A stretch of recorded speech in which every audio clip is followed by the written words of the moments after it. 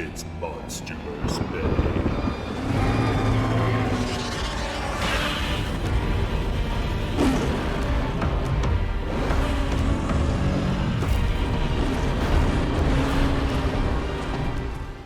In 1954, the world's second cinematic universe was born with the release of Godzilla. Over the next 2 decades, Toho would release nearly 30 films that fell under the umbrella of the Showa series, a loosely connected universe of characters who would cross over from one film to the next, all centering around the King of the Monsters. While the more popular English dubs of these films erased all continuity between each entry, creating a series of standalone monster flicks, the Japanese originals had a fairly solid grasp on the world's history, primarily rooted in the Godzilla series. 60 years later, in the year 2014, Legendary and Warner Bros. Released Godzilla in hopes of launching an isolated trilogy. The success of the film, as well as their recent acquisition of a pseudo-King Kong 2005 prequel script, birthed the MonsterVerse as we know it. Over the next 10 years, the MonsterVerse would sort of follow in the footsteps of the Marvel Cinematic Universe, which inspired it in the first place. The idea was to build a universe centered around Godzilla and King Kong and have it blossom into a series of interconnected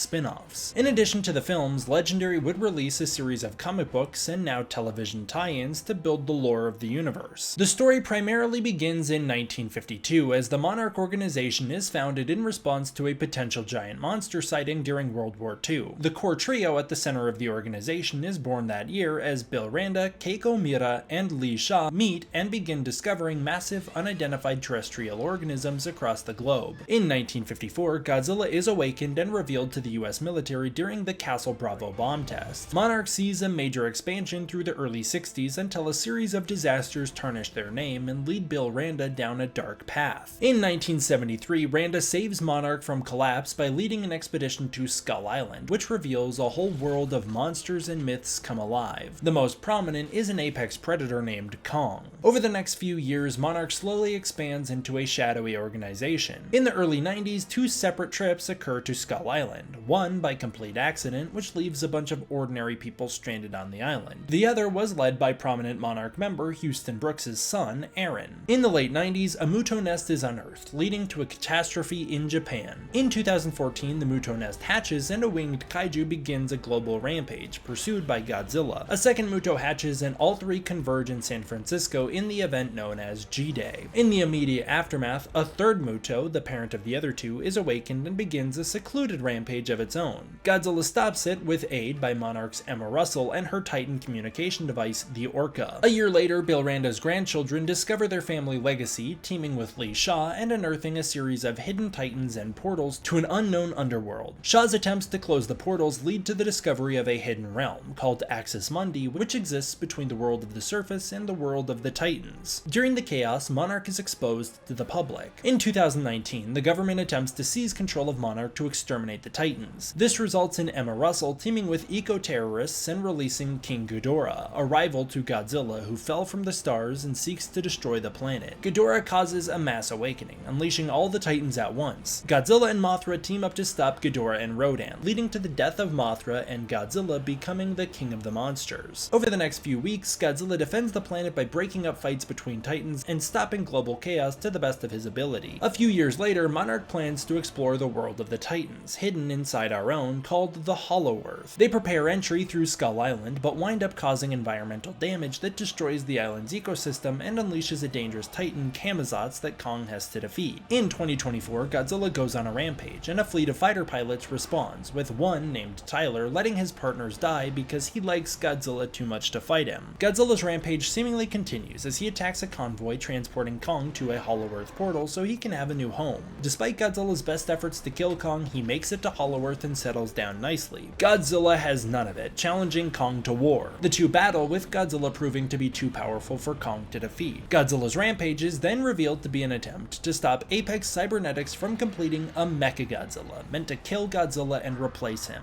Godzilla loses the fight miserably, and Kong has to step in to save him. The 2 Alpha Titans team up to take Mechagodzilla down and then resume their lives, with Godzilla on the surface and Kong in Hollow Earth. In 2027, a construction worker builds builds a second mech and begins to hunt in Hollow-Earth, trying to kill the Titans. His actions awaken the Titan Scylla, who Godzilla stalks across the globe. Kong puts an end to the Titan Hunter and scavenges for food, causing a sinkhole to open up, releasing Godzilla's millionth old rival Scar King. Godzilla kills Scylla and then goes on a warpath, trying to supercharge as Kong meets a baby ape and starts to bond with it. The baby, named Suko, takes Kong to his home, the kingdom of Scar King. Godzilla and Kong are forced to team up, with Godzilla needing persuasion from a newly rebirthed Mothra to join the fight. The Titans go to war in Hollow-Earth, with their battle spilling into Rio, where Godzilla, Kong, and Suko free Scar King's allied Titan he keeps as a slave, Shimo. Shimo then aids the heroes in taking down Scar King, and everyone seems pretty chill with one another. Mothra becomes the protector of the Hollow-Earth natives, Godzilla remains on the surface, and Kong liberates the Ape Kingdom. The MonsterVerse is a super interesting universe. Unlike the Marvel Cinematic Universe, there is no guiding hand behind the series to make things cohesive. This leads to the entire series being a revolving door of ideas as one filmmaker steps in and then is shifted out and replaced with another. While this leads to the films all feeling very fresh, it does cause the world at hand to be hardly coherent. The original arc was planned out from Kong Skull Island to Godzilla vs. Kong. This helped make the first 4 films feel like a proper Phase 1. Unfortunately, Godzilla vs. Kong is where things started to fall apart. The MonsterVerse never felt obligated to its comic tie-ins, with the very first ever written, Godzilla Awakening, having so many continuity issues it was ignored by filmmakers since day one. That's because the comics are all written after the films have been shot, but before they've been edited. This leads to them never melding into the universe in meaningful ways and often being contradicted by the movies themselves. Even still, King of the Monsters director Michael Dougherty genuinely cared about the world building of the universe. He included subtle references to the comics, and the world building done in his film was the most complete and comprehensive ever seen for this universe. He made countless attempts to set up where things were heading with Godzilla vs. Kong and created what many consider to be the peak of the MonsterVerse. His big ideas were a world of potential that could be capitalized on in countless spin-offs and sequels. Radical shifts in priority followed as Godzilla vs. Kong saw countless revisions and wound up a Frankenstein story full of different people's ideas. This undid the world building of King of the Monsters and, in many ways, counteracted the entire purpose of the MonsterVerse leading up to that point. The comics that followed became rushed attempts to fix the sloppy world building of the following film, which ignored all the setups that had been done for it by the time it reached its final form. In many ways, Godzilla vs. Kong feels like a reboot of the MonsterVerse itself. Phase 2 officially kicked off with Skull Island, a TV show so loosely connected to the universe at large with so many continuity issues that it seems like the studio might straight up ignore it and never release the second season to cap off the massive cliffhanger at the ending of the first. Monarch Legacy of Monsters followed. This show does its best to connect to the films, but proves definitively that Legendary has never considered the comics all that important. While Dougherty may have viewed the comics and even the King of the Monsters novelization as canon, the filmmakers that followed do not have that commitment. This has led to a shattered fanbase, which constantly argues about what the proper version of events are. And while Legacy of Monsters doesn't technically create too many issues with canon, completely ignoring the comics one way or the other, it's the most divisive entry so far and will require a second season to help fix some of the bigger unanswered questions. Godzilla Kong: The New Empire made a small attempt to tie into the comics by including Tiamat, first introduced in Godzilla Dominion. Some fans take this as vindication for their loyalty to the books. Others see it for what it is. Legendary already having a Titan design ready for them for the films, and so they could cherry pick it from the comics to pretend those comics matter, all the while knowing that there's no series bible for continuity in this universe, and that the filmmakers most likely won't read the comics anyways. The sloppy world building gets even worse here, with the universe now resembling the Showa series of loose continuity and barely explained plot threads. It's made much better if fans acknowledge the sad truth. The expanded universe is a separate and parallel MonsterVerse for us fans to enjoy by ourselves. The comics and novelizations all work fairly cohesively on their own. They run into issues in the context of the live-action installments. The films and TV shows, with the exception of Skull Island, work much better without them. While the MonsterVerse was very coherent, starting with Godzilla 2014 and going through Godzilla King of the Monsters, it unraveled incredibly quickly because there is no series bible to keep things on track. The lack of any solid plan for where things are heading leads to each entry post King of the Monsters feeling more like a film series treading water until it goes under, rather than meaningful entries leading to a satisfying conclusion. Even with its major flaws, the MonsterVerse has one thing going for it that other cinematic universes don't. Each entry is a really solid standalone story. The films are the strongest parts of the universe, and each one is very good in its own right. If the MonsterVerse had to devolve into a Showa series counterpart full of tonal shifts, sloppy world building, and chaotic mayhem, at least it did it in style. Every single MonsterVerse film has been very very entertaining. While I do feel the quality is slipping dramatically, projects like Monarch Legacy of Monsters give me hope that things can get back on track. My hope for this universe is to see it become more coherent and meaningful, like it was in the King of the Monsters era. The MonsterVerse is at an incredibly exciting precipice. With new spin-offs on the way and another film installment coming soon with fresh talent involved, I couldn't be more excited. While I'd love to see Adam Wingard return someday to complete his trilogy, I can't wait to see where things go next. I would also love to see the quality control improve on the comics so they don't feel like rushed cash grabs and instead feel like organic expansions of the world. The MonsterVerse has been so much fun, and going on this journey has been incredibly exciting. This has become one of my all-time favorite Godzilla continuities, and I'm so grateful for it. It's provided some of my favorite films ever made, and I couldn't be more thankful. I can't wait to see where things lead next. I would happily recommend this series to any film goers who are into action, sci-fi, fantasy, and especially